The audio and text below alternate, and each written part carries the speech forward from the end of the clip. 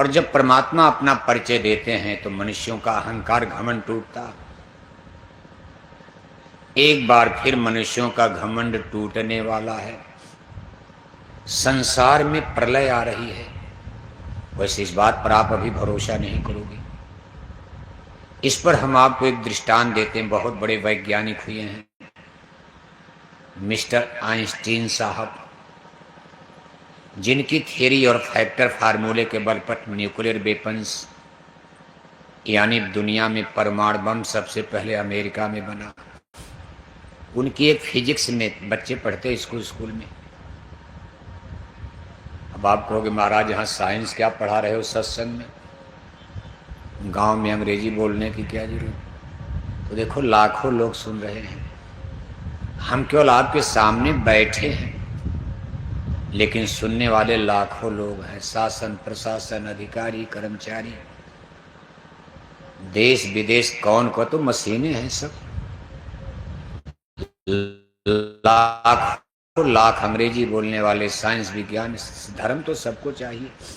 कौन चाहेगा कि दुनिया भस्म हो जाए? कौन चाहेगा कि अमेरिका पाकिस्तान परमाणु बम गिरा दे, एटा की सब कोठी भस्म हो जाए? कोई चाह रहा, लेकिन उपाय नजर नहीं आ रहा। गाड़ी फंसती जा रही है। मिस्टर आइंस्टीन साहब ने एक फैक्टर फार्मूला थियरी दिया फिजिक्स में, E=mc²।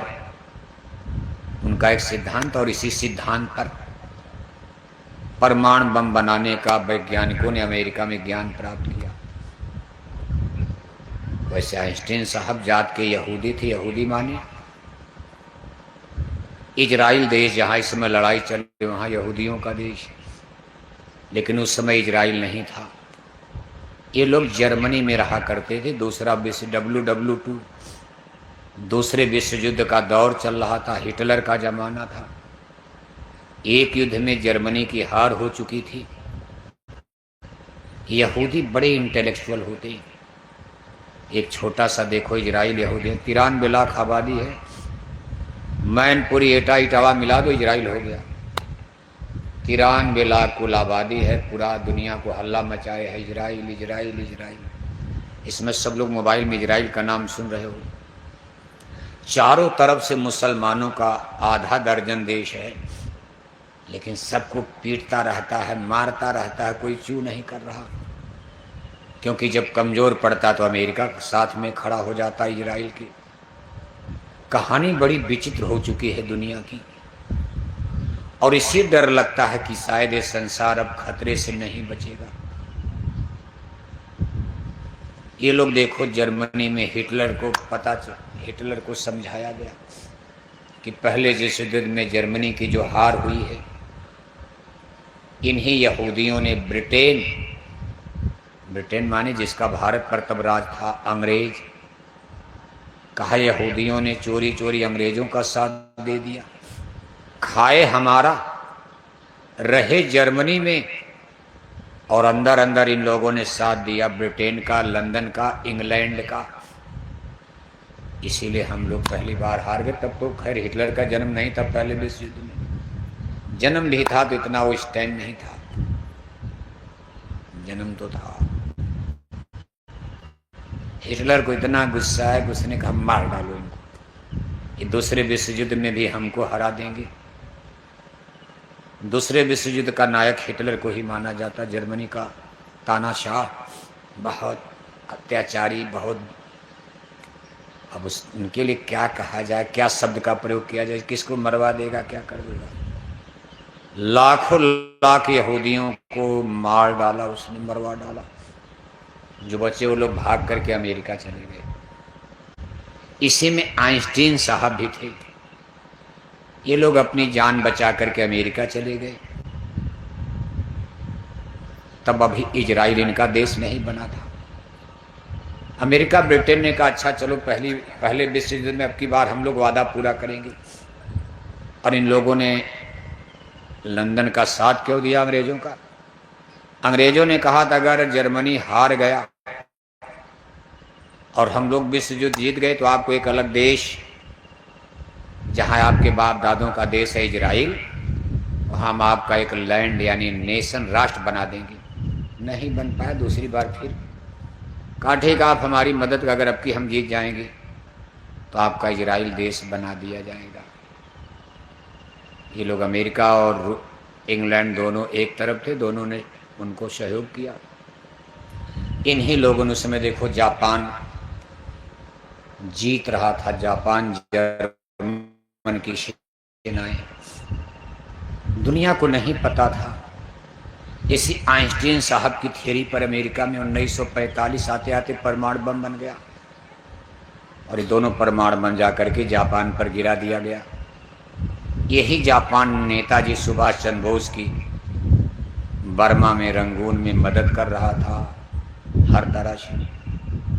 नेताजी सुभाष चंद्र बोस जीते हुए दिल्ली की तरफ बढ़ रहे थे, लेकिन जब परमाणु बम गिरा तो उसके दो शहर नागासाकी, हिरोशिमा, 1 हफ्ता 10 दिन में 3 लाख लोग मर गए। 1945 सोचो, तब का परमाणु बम। अब का परमाणु बम कितना खतरनाक है सोच, अभी तो पता नहीं चल रहा अमेरिका ने क्या क्या कर दिया है। उस समय 3 लाख लोग केवल 2 शहर में 1 हफ्ते के अंदर, और आज तक वहाँ रेडिएशन का खतरा, लोग लंगड़े लूजे पैदा होते हैं। जब इतने आदमी, उसके 2 शहर न, तब इतने बड़े बड़े शहर नहीं होते थे। 1945 में आपका एटा गांव की तरह था। इसी तरह दुनिया की आबादी तब कम थी। इतने जितने बड़े बड़े आज आप गांव देखते हो, तब इतने बड़े बड़े बाजार लगते थे। मैनपुरी, एटा, इटावा छोटा सा। जितना 1945 में मैनपुरी, एटा, इटावा, उतना तो आज गांव हो गया है। फिर भी 3 लाख लोग मरे थे इसमें। 2-4 घंटा जाते जाते 2-4 दिन में तो और मर गए। करीब संख्या 3 लाख मानी जाती है। जापान शरण, जीतने वाला जापान सर झुका लिया, कहा मत मारो। वैसे अमेरिका के पास और ज्यादा परमाणु बम भी तो बना नहीं, लेकिन उसने कहा और है मेरा, और मारूंगा। जापान डर गया, कहा भाई हो सकता खत्म कर देगा, समुद्र में डुबा देगा हमको। कहा महाराज मत मारो, हम सरेंडर करते। नेताजी सुभाष चंद्र बोस की मदद बंद हो गई। उनकी सेना टुकड़े टुकड़े हो गई। कुछ पकड़ करके दिल्ली लाल किले में गिरफ्तार किए गए, कुछ अंग्रेजों ने पकड़ करके मार डाला, कुछ भाग करके जंगल में छिप गए। नेताजी सुभाष चंद्र बोस जहाज पर बैठकर कहाँ चले गए, आज तक देखो सही जानकारी नहीं मिलती है। द्वितीय विश्व युद्ध WW2 था, दूसरा विश्व युद्ध था। दुनिया ने एक नया हथियार देखा। उसके पहले लड़ाई तीर तलवार, तोप तो थी, तोप बंदूक, मुगलों के समय में भी तोप। हल्दी घाटी की लड़ाई में तोप और बंदूक की बात आती महाराणा प्रताप के ज़माने में। मुगल बादशाह बाबर, अकबर के ज़माने में भी तोप और बंदूक। लेकिन इतना खतरनाक वेपन्स, न्यूक्लियर वेपन्स सबसे पहले 1945 में दुनिया ने जाना। अभी किसी देश को पता भी नहीं था अमेरिका। तब से अमेरिका दुनिया का दादा बन गया, दरोगा बन गया। अब सब लोग डरते हैं उससे। बनाया तो बहुत लोगों ने, अब तो परमाणु बम कई देशों ने बना दिया, लेकिन अमेरिका और आगे और खतरनाक बनाता जा रहा। जब 3 लाख लोग मर गए, दूसरा विश्व युद्ध खत्म हो गया। अगर ये परमाणु बम न होता तो लड़ाई और चली होती। हो सकता 3 लाख की जगह 3 करोड़ लोग मारे जाते, लेकिन 3 लाख लोग मर गए, युद्ध खत्म हो गया। हिटलर भी आत्महत्या कर ले, खुद गोली मार। जब जापान हार गया, उसका साथी, जापान हार गया तो हिटलर अपने अंडरग्राउंड में खुद गोली मारकर मर गया। जर्मनी में खुद गोली मार के, हमको पकड़ करके लोग बहुत मारेंगे। अमेरिका, लंदन की फौजें हमकी बड़ी कुटाई करेंगी, फांसी पर टुकड़े टुकड़े कर देंगे। इसलिए अपने अंडरग्राउंड में जाकर के गोली मारकर खुद मर गया, गोली मार लिया। द्वितीय विश्व युद्ध खत्म हो गया। लोगों ने आइंस्टीन साहब से पूछा कि सर ये बताइए, इतना खतरनाक हथियार दुनिया में बन गया, परमाणु बम, न्यूक्लियर वेपन्स, और 2 ही परमाणु बम गिरा और इतने लोग मर गए। जब तीसरा विश्व युद्ध होगा, 2 के बाद तीसरा, जिसका इस समय देखो नगाड़ा बज रहा। आप मोबाइल पर, सबके हाथ में मोबाइल है। WW3, तीसरे विश्व युद्ध की ढोल बज रही है। ढोल बजा करके विश्व युद्ध आ रहा, क्योंकि सबके हाथ में मोबाइल है। तब तो मोबाइल वोबाइल थी नहीं, किसी को क्या पता यूरोप में क्या हो रहा, जर्मनी में क्या हो रहा। भारत देश गुलाम था, रेडियो ऑडियो पर थोड़ा लोग सुनते थे, बाप दादी। रेडियो भी गांव गांव में नहीं था 1945 में। कहाँ किसके गांव में रेडियो था? गांव में, शहर में थोड़ा बहुत था, वही अखबार उखबार लोग पढ़ लेते, भाई ये हो रहा वो हो रहा। भारत की भी फौज अंग्रेजों की तरफ से लड़ने के लिए गई थी वहाँ यूरोप में, क्योंकि हमारा देश गुलाम था। गांधी महात्मा ने कहा भाई चलो, अंग्रेज हमारे मालिक हैं, उनकी मदद किया जाए, हमारा कर्तव्य है। महात्मा गांधी जी के कहने पर भारत के भी लोग अंग्रेजों की तरफ से लड़ने के लिए, हिटलर ने उनको गिरफ्तार करवा लिया। कहा यही भारत की फौज, एक दिन में 3 लाख गिरफ्तार करवा लिया। अनट्रेंड थे लोग। तुरंत वही फौज बाद में फिर नेताजी सुभाष चंद्र बोस ने मांगा। हिटलर ने कहा इनको लेकर क्या करोगे, तो तुमको हरा देंगे लड़ाई, देखो मैंने गिरफ्तार करवा लिया। कुछ नहीं कर पाई। अरे आप जापान जाओ, वहाँ हमने तैयारी करवा दिया, वहाँ से लेना। कहने का कुल मतलब है इतिहास के पन्ने। ऐसा नहीं कि भारत के लोग वीर नहीं थे, लेकिन अब गुलाम हैं, खाने के लिए पेट में अनाज नहीं, लड़ाई क्या लड़ेंगे। केवल बाहुबल से तो भाई कुछ ट्रेनिंग भी तो होनी चाहिए, ट्रेनिंग हो, बढ़िया हथियार हो। केवल बाहुबल से बंदूक की गोली चलेगी, लाठी से रोकोगे आप? जहां तोपें चल रही, सब कुछ हो रहा। आइंस्टीन साहब से लोगों ने कहा महाराज चलो दूसरा विश्व युद्ध तो 2 परमाणु बम ने खत्म कर दिया, अगर ये परमाणु बम आप लोगों ने न बनाया होता तभी ना जाने विश्व युद्ध कब तक चलता और कितने करोड़ लोग मर जाते। अब आप ये बताओ तीसरा विश्व युद्ध होगा कब होगा, और तीसरे विश्व युद्ध की स्थिति क्या होगी। इतने आइंस्टीन साहब जो जिंदा थे उस समय, अब ये लोग इसी पर चिंतन करने लगे कि इतना हथियार, हमारा हथियार, और जिसमें जापान में परमाणु बम गिराया गया। परमाणु बम बनाने वाले वैज्ञानिकों ने भगवान से माफी मांगी थी कि हे परमेश्वर, हमने दुनिया को इतना खतरनाक चीज दे दिया है कि आपकी बनाई दुनिया तो देखते देखते मिट सकती है आगे, अगर ये चीज न रोकी गई। अब बन गया तो रोकेगा कौन? अब बताओ आप, कौन रोकेगा? बन तो गया। आइंस्टीन साहब ने कहा भाई देखो, थोड़ा चुप हो गए। उन्होंने कहा मुझे तो ये नहीं पता तीसरा विश्व युद्ध कब होगा और कैसे लड़ा जाएगा, लेकिन मैं 4th वर्ल्ड वार WW4, मैं चौथे विश्व युद्ध के बारे में कुछ बता सकता हूँ। लोगों ने कहा महाराज पहले तीसरा विश्व युद्ध के बताएं, चौथा बताएंगे क्या आप? कहाँ चौथे का बता दूंगा। कहा तीसरे विश्व युद्ध का तो हमको पता नहीं रिजल्ट क्या होगा, लेकिन चौथा विश्व युद्ध धरती पर मनुष्य लाठी डंडा से, लकड़ी से लड़ेंगे, लाठी से लड़ा जाएगा। जैसे गांव में लाठी होती पहले जमाने में, कहाँ गोली बंदूक थी। लोगों ने कहा महाराज इसका मतलब? कहा इसका मतलब अब समझ लो तीसरे विश्व युद्ध में सब नष्ट हो जाएगा। तीसरा विश्व युद्ध इतना खतरनाक होगा कि संसार का सारा ज्ञान विज्ञान खत्म हो जाएगा। डीजल पेट्रोल के कुएं जला दिए जाएंगे, बिजली के थर्मल पावर पर बम गिराकर जला दिया जाएगा। जहां से गैस निकलती, जो रोटी बनाते हो, कहते हो ना गाय माता गोबर लगता है, चलो सिलेंडर ले आओ। काहे गैस के सारे संस्थान जला दिए जाएंगे, जितने गैस के स्टॉक सब खत्म हो जाएंगे। सड़कें तोड़ दी जाएंगी, बड़े बड़े फ्लाईओवर, बंदरगाह, बड़े बड़े शहर नगर नष्ट कर दिए जाएंगे, कूड़े का ढेर बन जाएंगे, और दुनिया की आबादी भगवान जाने 1/3 से भी कम हो जाएगी। इतना कुछ बम गिरेगा तो आदमी भी तो मरेंगे। और इसमें सबसे ज्यादा नुकसान शहरों का होगा, क्योंकि ये तीसरा विश्व युद्ध परमाणु बम पर ही लड़ा जाएगा। अभी विश्व युद्ध नहीं है। इस समय देखो अमेरिका ईरान को घेर कर खड़ा है। अमेरिका कभी कभी कह भी रहा है कि हमारी बात को मान जाओ, नहीं तो हम तुमको पाषाण युग में, स्टोन एज में भेज देंगे। स्टोन एज का मतलब केवल पत्थर ही पत्थर बचेगा।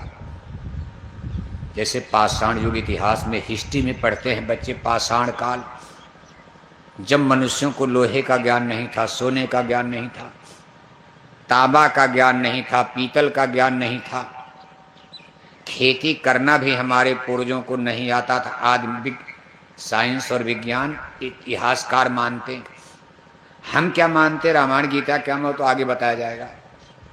इतिहासकार और विज्ञान मान रहा है कि कुछ समय पहले, आज से करीब 10-12 हजार साल पहले, मनुष्य को कोई ज्ञान नहीं था। सबसे पहले अग्नि का ज्ञान, वो मांस खाते थे और पत्थर का ही हथियार बना करके जानवर मारते थे। कपड़े उपड़े थे नहीं, नंगे बदन पत्ते पहनकर केव्स यानी गुफाओं में रहते थे। पहाड़ों में गुफा, छाया देख करके पानी होने से बचने के लिए जाड़ा से। इनके शरीर पर बाल थे, इसलिए इससे इनकी ठंडी, जैसे भेड़ बकरी पर बाल, चिड़िया पर देखो बाल होता है, उस समय आदमी के शरीर में भी इतना बाल था कि पानी बरस रहा है, भीग रहा है, कोई असर नहीं, ठंडी पड़ रही। जैसे भेड़ का ऊन काट करके आप स्वेटर बना लेते हो तो भेड़ को ठंडी कहाँ लगेगी। जब भेड़ का बाल स्वेटर बन गया, हमको गर्मी दे रहा है तो उनको कहाँ गर्मी लगे, ठंडी लगेगी। इस तरह से मनुष्यों की स्थिति का इतिहास में बयान किया गया। और कहा इनको कुछ खेती होती नहीं जानते थे, इनके पास केवल पाषाण पत्थर ही पत्थर सामने, उसी से जानवर मार रहे। आग का ज्ञान, पहले तो कच्चे मांस खाते थे, फल खाते थे, कच्ची मांस खाते थे। बाद में हमारे पूर्वजों को अग्नि का ज्ञान हो गया, पत्थर से दिया सलाई मोमबत्ती अगरबत्ती नहीं थी, ऐसे पत्थर रगड़ा। यीशु जब हथियार चलाते थे पत्थर का, कहीं पत्थर से टकरा तो उसमें से चिंगारी निकली, तो उसने कहा भाई इसमें तो आग है। 2 पत्थर को रगड़ करके थोड़ा सा लकड़ी उकड़ी जब जला, लकड़ी जलने लगी। उस पर जब मांस को भूंजा, भुनी हुई मांस कच्ची मांस से अच्छी लगने लगी, पाचक भी थी, डाइजेस्ट हो गई। तब मनुष्यों ने मांस को भून कर खाना शुरू कर दिया। फिर समुद्र के पानी को देखा, नमक था तो उससे नमक बना लिया। समुद्र के किनारे जब ज्वार भाटा आता है तो हाँ पानी नीचे उतर गया तो हाँ नमक, तो नमक का भी ज्ञान धीरे धीरे, समुद्र के किनारे सब नमक ही नमक, समुद्र का पानी ही नमकीन होता, सब पानी। इस तरह से धीरे धीरे पाषाण युग, केवल पत्थर का ही ज्ञान हो उसको पाषाण युग। अमेरिका ईरान से कह रहा कि हम आपको पाषाण युग में भेज देंगे मात्र 1-2 घंटे के अंदर। मतलब क्या है इसका, हम 2-4 परमाणु बम गिरा देंगे, सब आपका खत्म हो जाएगा। हमारी बात को मान जाओ, वैसे गिरेगा नहीं अभी, क्योंकि अमेरिका एक समझदार जिम्मेदार देश है। कहीं भी परमाणु बम गिरने का मतलब अमेरिका का भी नाश हो जाएगा, क्योंकि उसके सामने चीन, रूस, इनके पास भी बहुत न्यूक्लियर वेपन्स, परमाणु बम है। अगर एक बार किसी ने कहीं गिरा दिया तो दुनिया में गोलबंदी गुटबंदी, जैसे गांव में प्रधानी का झगड़ा। कभी कभी प्रधान लोग खुलकर आमने सामने अपनी अपनी गोल लेकर आ जाते हैं। जब तक मान लो जबानी बात चलती है, इधर से भी उधर से भी, वोट लेना है ना, इनको भी खुश रखो, इनको भी खुश रखो। लेकिन प्रधान लोग जानते हैं कि कौन हमारा सच्चा वोटर है।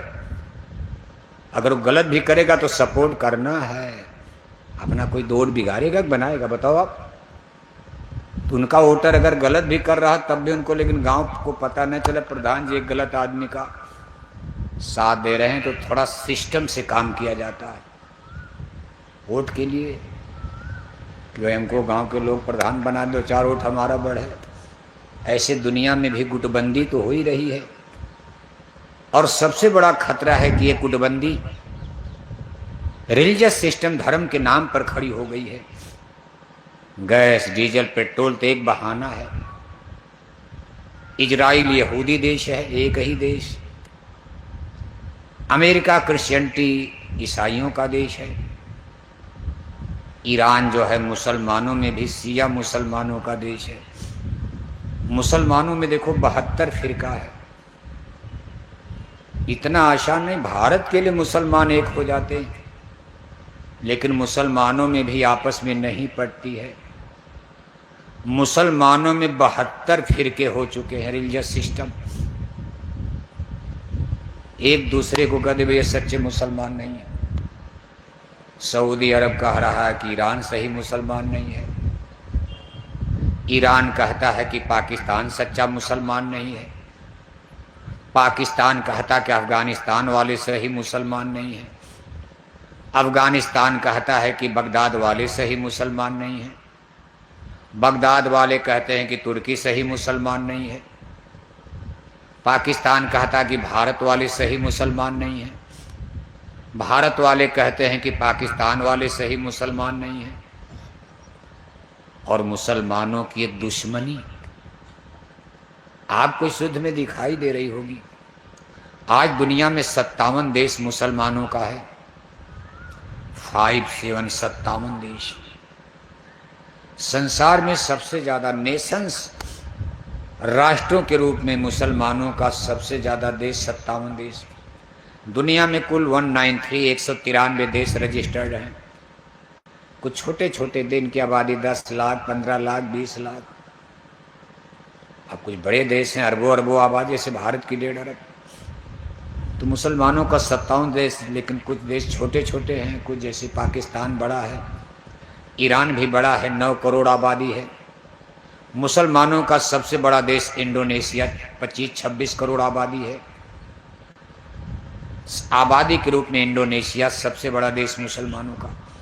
खैर ज़्यादा रगड़ा झगड़ा में नहीं आता। दूसरे नंबर पर पाकिस्तान को बताया जाता है आबादी के साथ। 57 देश, और इन 57 देश में पाकिस्तान को छोड़कर किसी के पास परमाणु बम नहीं है। पाकिस्तान ने तो अमेरिका को रहमो करम पर बना लिया।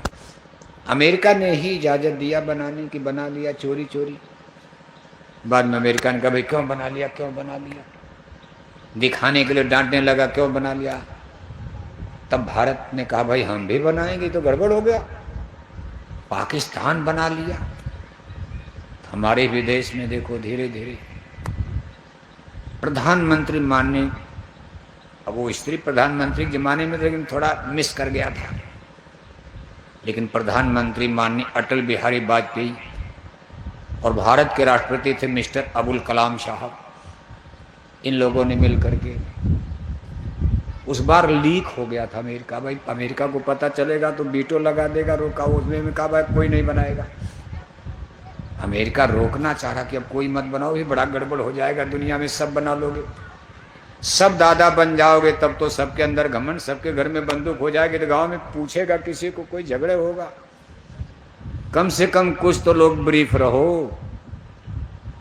अबुल कलाम साहब ने कहा महाराज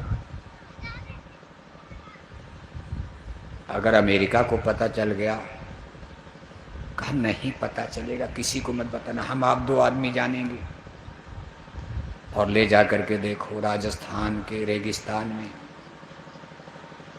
पोखरण में इसका विस्फोट जैसे लगा भूकंप आ गया। 2 दिन बाद अमेरिका को पता चला भारत ने परमाणु बम बना लिया। अबुल कलाम ने कहा भाई ये तो बड़ा अच्छा। अटल बिहारी वाजपेयी ने कहा भाई इसलिए बात बन गई कि हम दोनों लोग कुंवारे हैं, अगर शादी होती तो बात तो फूटी गई होती,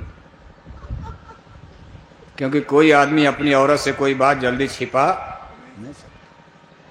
कहा कुछ नहीं तो अपनी अपनी बीवी को तो हम लोग बता ही देते, लेकिन हम दोनों लोग कुंवारे हैं इसलिए बात कोई जान नहीं पाया। अबुल कलाम आज़ाद भी कुंवारे थे, अटल बिहारी वाजपेयी भी शादी नहीं किए थे, कुंवारे थे। कहा ना कोई लेना ना कोई, और परमाणु बम भारत ने भी बना लिया। अब देखो तैयारियां हैं, लेकिन इस चीज पर आप विचार करो, 57 देश मुसलमानों का, लेकिन आज अमेरिका ईरान को पीट रहा है। एक भी मुसलमानों का देश बोलने को तैयार नहीं, कोई नहीं बोल रहा। 10-20 किलो गेहूं चावल लेकर कोई नहीं जा रहा कि लो खा लो, आप लोग मर रहे हो। इतना अमेरिका का डर समझो, चाहे खौफ समझो। लोग कहते थे रूस आएगा, चीन आएगा, कहीं कोई बोल रहा, अमेरिका पीट रहा है, कोई बोलने को तैयार नहीं। और भारत के मुसलमान कहते हैं कि भारत को बोलना चाहिए। भारत क्यों बोलेगा? भारत क्यों सींग अड़ाएगा? भारत के प्रधानमंत्री क्यों बोलने जाएंगे? आप बैल मुझे मार। अमेरिका के सामने कौन खड़ा हो पाएगा बताओ आप? बोलना है पाकिस्तान बोले, तुर्की बोले, सऊदी अरब बोले, भारत की बात आएगी पाकिस्तान परमाणु बम लेकर खड़ा हो जाता। और आज अमेरिका मुसलमानों को ईरान में पीट रहा है और पाकिस्तान हाथ जोड़े सर सर सर सर। और अमेरिका ने देखो खेल कर दिया, उसका काम तो मुसलमानों को आपस में भिड़ा दो। उसने सऊदी अरब और ईरान को सामने कर दिया, उसका काम बन गया। शिया सुन्नी, क्योंकि ईरान से सऊदी अरब की नहीं पड़ती। सऊदी अरब शिया सुन्नी देश है और ईरान जो है शिया कंट्री है, शिया मुसलमानों का देश है। मक्का मदीना जो मुसलमानों का हारी लैंड है, पवित्र भूमि है, जहां मोहम्मद साहब का जन्म हुआ था, ये सऊदी अरब में पड़ता है। जैसे भगवान राम की भूमि अयोध्या है, ऐसे मोहम्मद साहब की जन्मभूमि मक्का गांव। बाद में मदीना गए थे, थोड़ी दूर पर मक्का वालों से झगड़ा हो गया था, वाले नहीं मानते थे, उनको परेशान करते थे, दूसरे गांव में चले गए मदीना, तो दोनों का नाम उसमें आता मक्का मदीना, थोड़ी दूर पर है। और ये मुसलमानों का सबसे पवित्र स्थान है मक्का मदीना। ये सऊदी अरब में पड़ता है। सऊदी अरब ये कहता है कि भाई ये हीरो मुसलमानों का नेता ईरान कैसे बन जाएगा खलीफा, हमको बनना चाहिए। ईरान कहता है नहीं नहीं आप क्यों बनोगे, हम शिया लोग हैं, हम बनेंगे। बस इसी बात को लेकर उनमें भी आपस में फिरका कुछ न कुछ रगड़े झगड़े चलते रहते।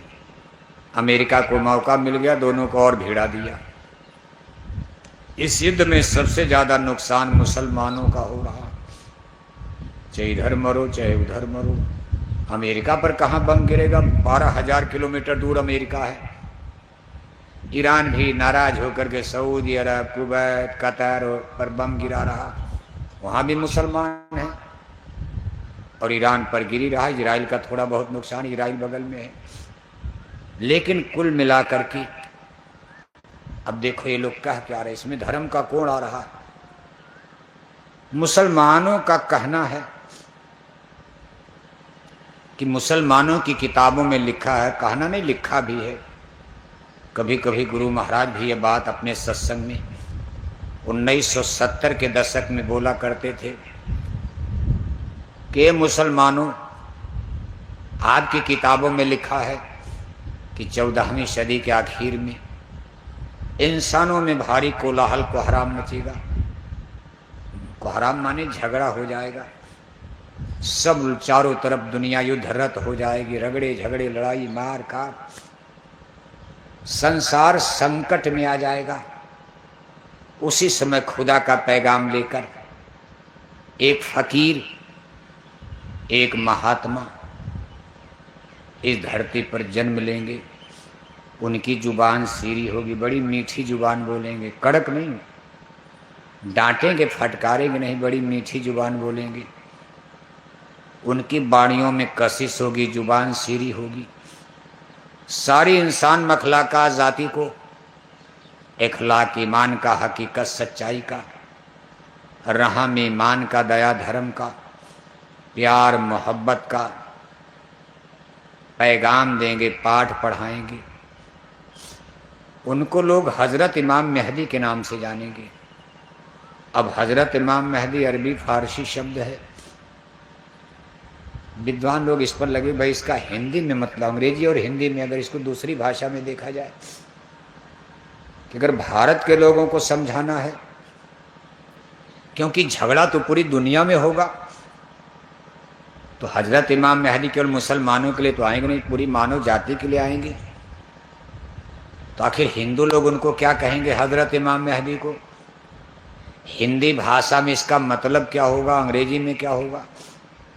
बड़े बड़े विद्वान इस पर देखो खोज हो रही है और लिखा है, कहा ये इनकी बात को जो मान लेगा उसकी खराब समय में रक्षा हो जाएगी। लेकिन मोहम्मद साहब ने यह भी कहा है कि हजरत इमाम मेहदी साहब की बात को दुनिया बहुत नहीं मानेगी, बहुत कम लोग मानेंगे, क्योंकि उनका संदेश लोगों को अटपटा लगेगा। वो कहेंगे शराब पीना छोड़ दो, दुनिया कहेगी हम शराब पिएंगे, क्यों छोड़ें? वो कहेंगे हिंसा हत्या छोड़ दो, अपनी जबान के स्वाद के लिए बकरी मुर्गी क्यों मारते हो? वो कहेंगे झूठ बोलना छोड़ दो, तब हम रक्षा करेंगे। आप माँ बहन बेटियों की इज्जत आबरू सम्मान करो, तब हम रक्षा करेंगे। आप आत्म संयम रखो, इंद्रिय निग्रह करो, अपनी इंद्रियों को मन को वश में करो, अच्छा चिंतन करो, अच्छा विचार करो, अच्छा सोचो। मोहम्मद साहब ने कहा भाई ये बात तो बड़ी कठिन लगेगी दुनिया वालों को, इसलिए लोग मरने के लिए तैयार होंगे लेकिन मानने के लिए तैयार। और कहेंगे महाराज इस जन्म हमारी शराब छूटने वाली, हम मर जाएंगे लेकिन इस जन्म ये शराब छूटने वाली